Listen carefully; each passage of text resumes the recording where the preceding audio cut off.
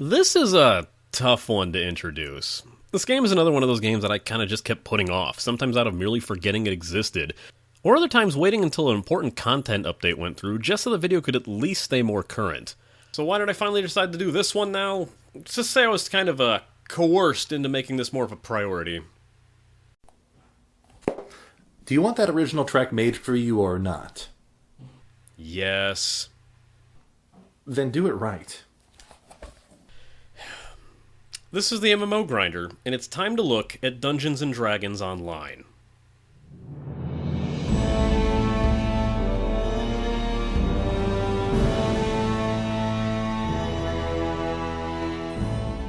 You want to see a title I have less business looking at than Star Trek Online, it's this one. Despite my interest in the ideal of tabletop RPGs, my outright intimidation behind their complexities kept me from ever getting into Dungeons & Dragons in any form. So I honestly know next to nothing about the franchise, despite it being one of the most influential properties, and essentially the birth of most RPGs in the modern MMO. That's why I have Sketch here with me to chime in with tidbits more relevant to how this game works as a translation of the tabletop classic. D&D 3rd Edition came out originally in 2000 with 3.5 hitting shelves in 2003. It was designed by Mont Cook, Jonathan Tweed, and Skip Williams at Wizards of the Coast. Some of the main features that were introduced in this version of D&D were a revamping of the dice mechanics, giving rise to the D20 system, a modification of both races and classes in terms of restrictions and options, and the inclusion of feats and a skill system that utilize skill points to grant a lot of leverage for players to customize their characters. Other computer games that are based on 3rd Edition include Baldur's Gate Dark Alliance 1 and 2, Icewind Dale 2, Neverwinter Nights 1 and 2, and The Temple of Elemental Evil. DDO takes place in the Eberron campaign setting, which was designed by Keith Baker, Bill Slavicsek, and James Wyatt in 2004. Incidentally, DDO is one of only 2 video games that have been made based on the Eberron setting, with the other being Dragon Shard, released in 2005. Dungeons & Dragons Online, oh, the ampersand is the dragon, that's kinda clever, is the 3D fantasy MMO with a town-based lobby system, relegating all dungeons and combat areas to instances. Developed way back in early February of 2006 by Turbine, the same developer behind Asheron's Call and my previously reviewed Lord of the Rings Online, DDO was hyped to be a WoW killer back when WoW was still starting to take full hold of the market. Of course, that didn't happen, as the gameplay might have been a bit too out of the norm for the target audience of World of Warcraft. However, the game has a massive cult following from those who really enjoy it, and seeing as how it's been free to play for a good while now and coming up on its 7-year anniversary, let's take a look at the title and see how it's holding up.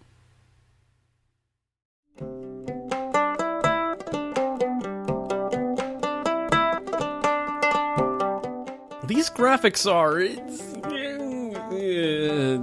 well, just look. If anything about this game is showing its age, it's this. On medium and even high settings, character models can look downright atrocious. If you have the PC for it, you can crank a lot of these settings to very high or ultra high, and the game doesn't look too bad, but this is nearly max setting. Seriously, this. So yeah, if you're placing a lot of value on graphics, you might not enjoy this game all that much. The dungeons are very dungeony, if that makes sense, but you're not always confined to caves, crypts, and sewers, but get used to seeing those locations for the most part. There's also a lot of goofy pathing issues with enemies, with some floating up onto walls when they retreat. The interface is kinda messy as well, as expected of Turbine really, with tiny icons abound and generally a cluttered look. One goofy aesthetic I like, although it's ultimately pointless, is that you'll see a 20-sided die appear in the bottom corner with every attack as if you're rolling the attacks in real time. Maxed makes things slightly more crisp, but it's not very stressful to your PC in any regard. Go ahead and crank them up if you can handle it. You probably can.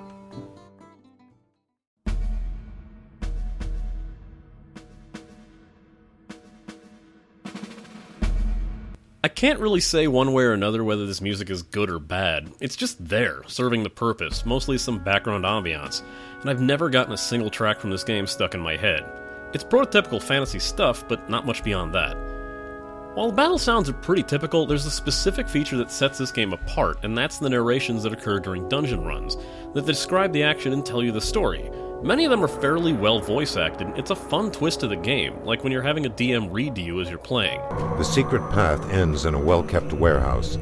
This must be where Osgood stashes his illicit goods until you lift the case and slide it onto your back. quickly return to the Fairlane representative. One fun side note is that at least 2 questlines are narrated by the original creators of Dungeons & Dragons. Gary Gygax narrates the Dolores Tomb questline, and Dave Arneson narrates the Runes of Thranal. However, both of these are sold as adventure packs at 850 turbine points and 450 turbine points respectively, so either get a friend to help you with a pass to try these quests out, or you'll have to pay up in some form to access them.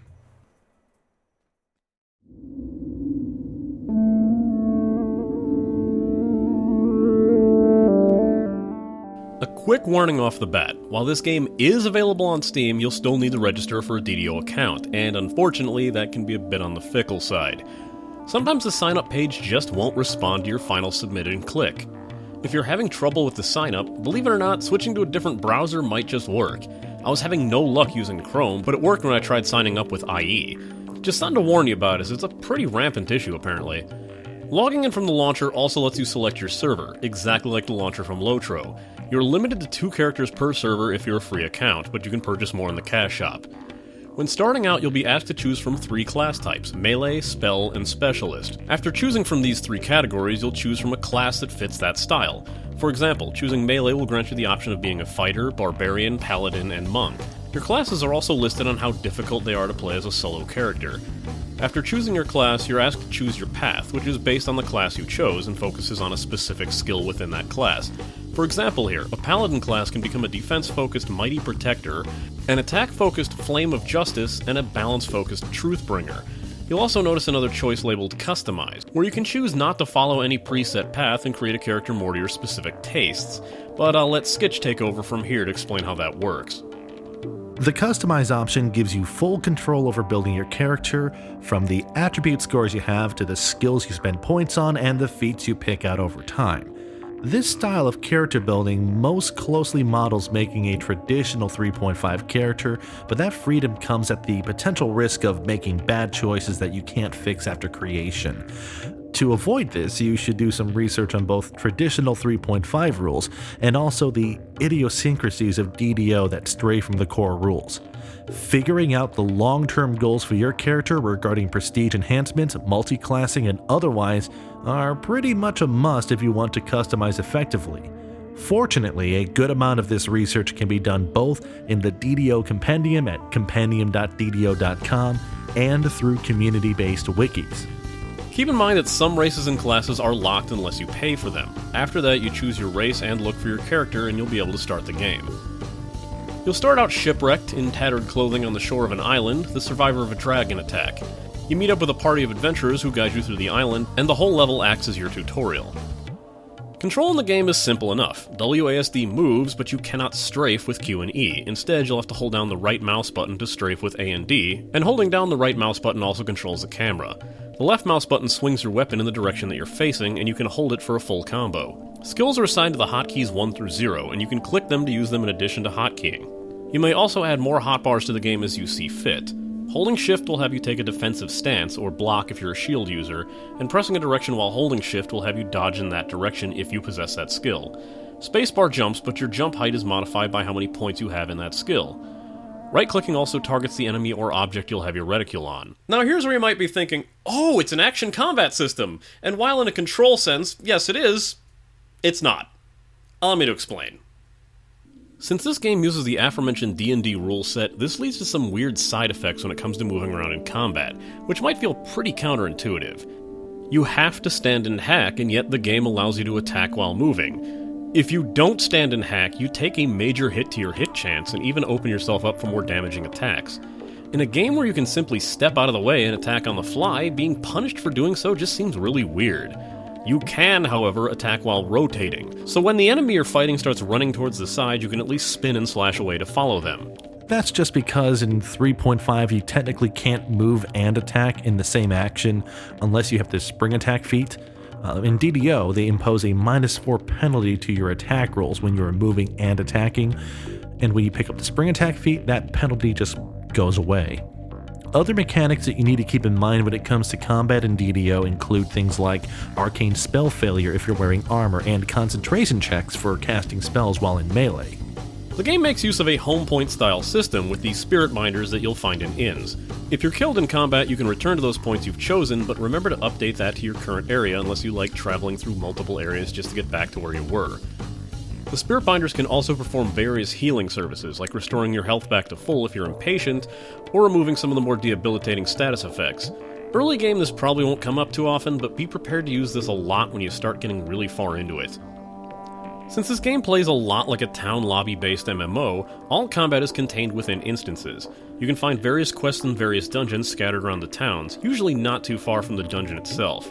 Once you've obtained a quest, you can enter the dungeon where a prompt will come up, giving you a few options, most notably the difficulty level, which ranges from solo to normal, then hard, and finally elite. Once inside, you'll have your task at hand, like hunting down a certain enemy or reaching a certain point in the dungeon, and these can have clever traps and puzzles along the way.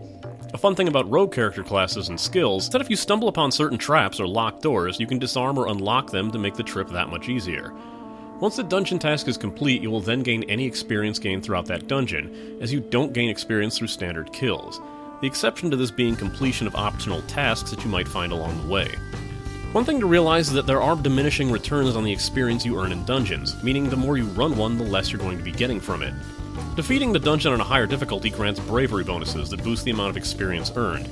But since you're locked out of the highest difficulty available unless you complete the previous one, the only way to play on Elite during your run is to have a group of friends along, at least one of them having unlocked it or completed Elite mode themselves, which of course I'll leave for the community section.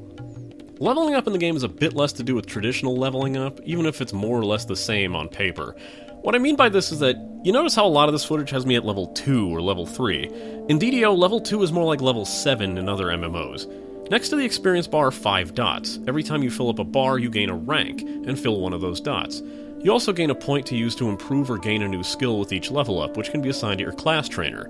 Once you do fill up 5 dots, you earn the right to level up traditionally, also through your class trainer, which will unlock some more skills, boost your stats a bit, and even allow you the option to stray from your set class path, provided you chose one, giving you a bit more control about how you build your character. You can actually multi-class up to 2 times for a total of 3 classes that make up your character. Multi-classing allows for some really cool customization and versatility when done well, but also remember that all classes have a capstone enhancement they can get if they reach level 20. Just look up your particular class's capstone enhancement and then decide whether or not you would want to multi-class. One thing you need to know about fighting is that you do not regenerate health or mana, here called SP in any traditional sense. All hits you take in dungeon will remain missing unless you leave the dungeon, use potions or healing spells, or find the rest shrines scattered throughout many dungeons. Rest shrines have a long cooldown of over 10 minutes, and in Elite mode they can only be used once before becoming unusable. This is also where you'll find a resurrection shrine where you can revive party members by bringing their soul stone, an item that drops upon an ally's death, to that shrine, and allowing your party member to resurrect at that spot. If you're flying solo, which everyone who plays this game, myself included, will tell you is a really bad idea, you can lessen the pain of going alone by purchasing and using the hireling NPCs. Hirelings also have the same non-regenerating health and SP issue that you do, meaning that they will have to be healed and rested in order to regain it. In order to summon a hireling, use the hireling item from your inventory near the entrance to the dungeon once you're inside.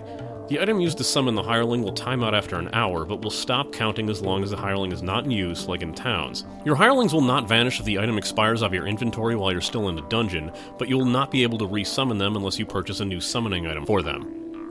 To get a hireling to use a shrine, right-click to target the shrine and then press the gear symbol on the hireling's personal action bar to have them interact with the shrine. This works for all interactive items if you'd rather send them to pull a lever or something. This game features a fairly complex crafting system that won't be introduced to you for a while.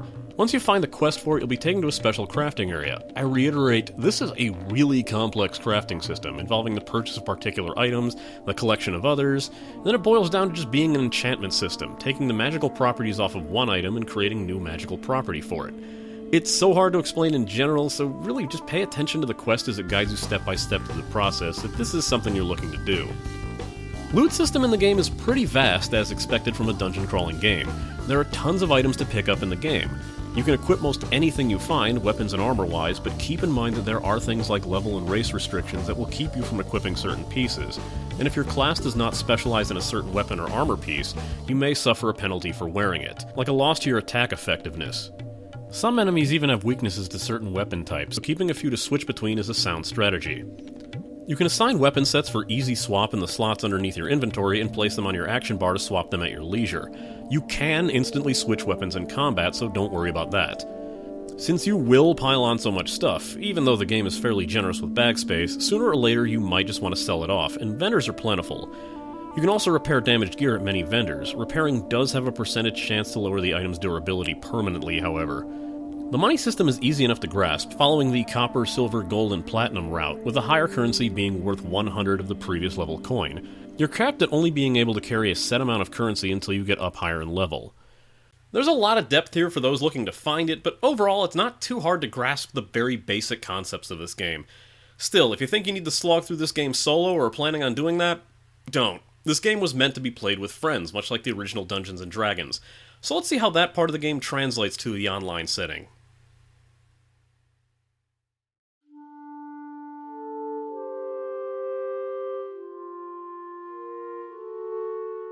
I can't reiterate this enough. This game was meant to be played with others. Whether it be the bravery bonuses, dungeons set up to be tackled by multiple class roles, or even the constant need to support in some way or another, it all lends to a game built around cooperative play.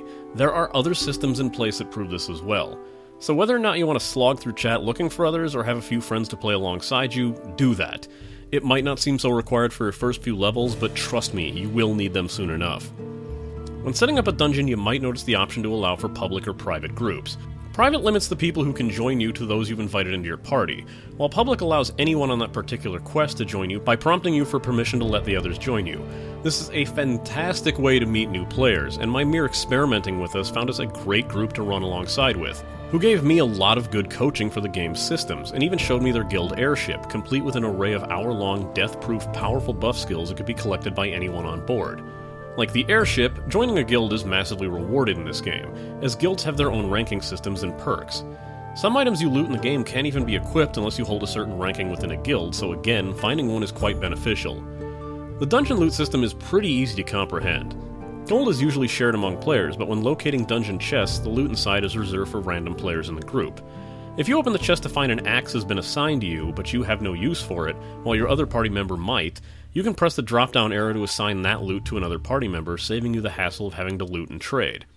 There doesn't seem to be any real visible RP component to this game, at least as far as I've seen or been hearing from people who play this regularly.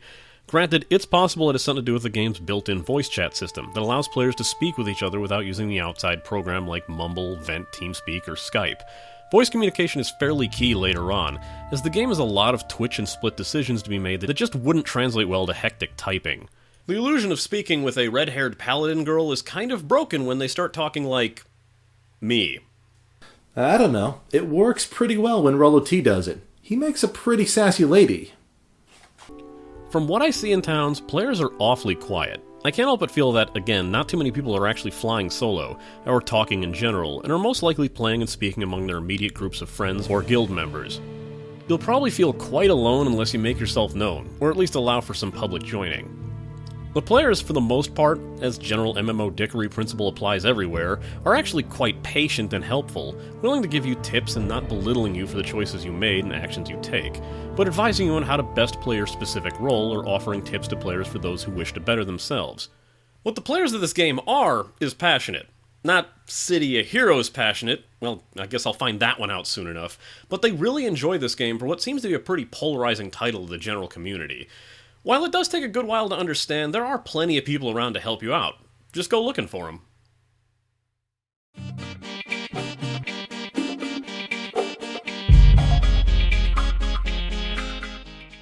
Man, Turbine knows how to make an ugly, messy cash shop. Just like DDO, the cash shop opens a pretty small, low-res mess of menus to browse through if you're looking to purchase parts of this game. One thing, just like Lotro, that you'll be introduced to early is the purchasable quests, where you can gain access to a quest in dungeon only after you've paid for it. Not many of these cost too many points, but again, like other Turbine games, you can earn Turbine points in-game to spend on the various items.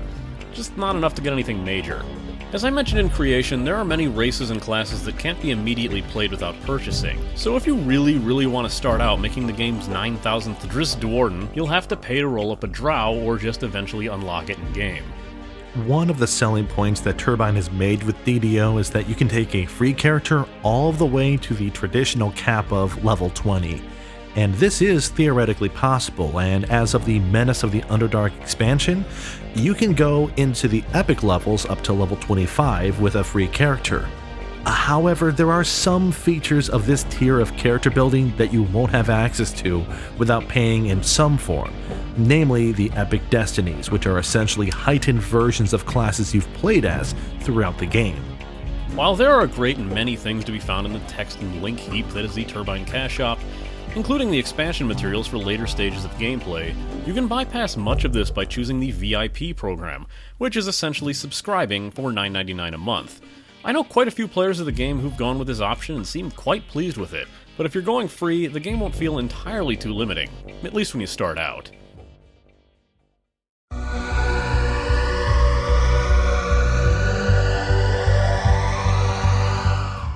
I can see why this game is so polarizing. It's unquestionably a niche market title, and there was no way this was going to be a WoW killer with its complex systems in place. It really seems to please those who enjoy the translation of the D&D systems and lore, but I can't recommend this game to anyone who prefers to fly solo in MMOs. This game can be a real blast with a decent-sized party, but it's a real slog if it's just you and an AI-controlled bot. Seriously, play it with friends. Here's my final rating. If you're into Dungeons & Dragons, this is seen as being a very interesting and fun translation of the tabletop rule set in an MMO world, and players seem to really enjoy experimenting with character builds in order to bring about a new experience each time. Because of this, the game is deceptively complex, as while it's really easy to grasp the basics, the sheer amount of potential depth is staggering, and holds well with people who enjoy depth and customization to their MMO gameplay. The system lends itself very well to playing with groups of friends, giving many players a chance to shine in multiple roles and feel like part of a greater whole and team. Like many other games, this cash shop is best used to unlock the content you want, or feel overly restricted by not having. This isn't SWTOR levels of restriction, but there's probably something you'll feel compelled to purchase if you stick with the game long enough. Of course, with a cheaper than usual subscription option of $9.99 a month, you might just feel the best way to support the game is to shell out for it every month and bypass the majority of the restrictions. If you're into a twitchy, fast-paced, kill all of the things MMO, DDO is not for you. The odd decision to blend action combat with the more calculated, turn-based gameplay of Tabletop makes for a very counterintuitive experience for some players who would rather leap and run around while fighting than stand their ground and choose their attacks deliberately. Again, much of this game was built for group play, and going solo can be a mind-numbing chore, if not for near impossible to utterly impractical in some later dungeons. Finally, the graphics definitely show their age, and if something like that bothers you, you're probably not going to be able to get past that here. Next time I'll be looking at a clone game that's recently reached open beta, and is shaping up to be a better experience than the game it's actually inspired by.